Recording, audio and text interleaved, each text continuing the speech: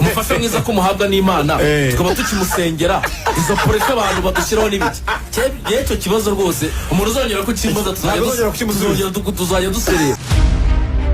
Ubundi mu muco nyarwanda kuva kera wahaga agaciro gakomeye umuryango no kubaka urugo. Umuntu wese wageraga mu myaka y'ubukure yabaga ategerejweho gushaka, kubyara no kugira uruhare rukomeye mu gukomeza umuryango nyarwanda.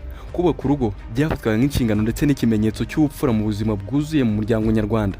Muri iki gihe iterambere ry'itangazamakuru n'imbuga nkoranyambaga ryatumye abanyamakuru bamwe baba ibyamamare kubera ubuhanga n'akazi bakora.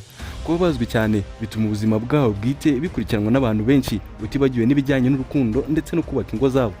Hari bamwe muri abo banyamakuru bageze mu myaka abantu benshi bitiye ubukure ariko bakaba batarashaka cyangwa ngo bagaragaze ubushake bwo kubaka urugo. Muri kiganiro cyacu cya none tujye kurebera hamwe abanyamakuru 7 b'ibyamamare mu Rwanda bakomeye bakomeje kuba ingaragu cyangwa badafite abagore babo bazwi. Nge nitwa Jean-Pierre Da Silva, ikaze.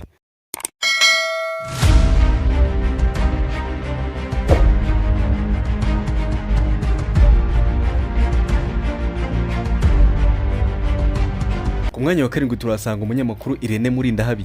Irene Murindahabi yavukiye mu Gasyatsa mu mujyi wa Kigali ku itariki 12 z'ukwezi kwa gatandatu mu 1992.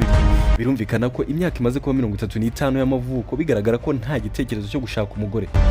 Irene Murindahabi yakoze kuri Magic FM imyaka 3 yose adahembwa. Aha aza kuhava yerekeza ku Isango Star mu kiganiro Sunday Night Show yakoraga.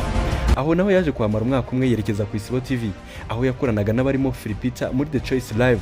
Aha naho yaje kuhava ajya kwikorera, aho ubu ngubu ari umwe mu banyamakuru bikorera bafite abakurikirana benshi ku rubuga rwa YouTube. Murindahabi Irene aka Mordecai Kashamakokero niwe dusanga ku mwanya wa 7 mu banyamakuru bibazwaho cyane impamvu badashaka kandi bamaze kugera mu myaka y'ubukure.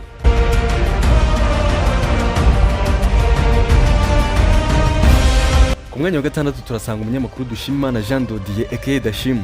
Usibye kuba ari umunyamakuru, ni umuhanzi, umwanditsi w'ibitabo, umwanditsi w'indirimbo ndetse akaba umuririmbyi n'umuvugabutumwa. We kandi avuga ko ari n'umuhanuzi. Yavukiye mu karere ka Karongi, akaba imfura mu muryango w'abana 4. Yavutse ku itariki 15 z'ukwezi kwa gatanu mu 1991.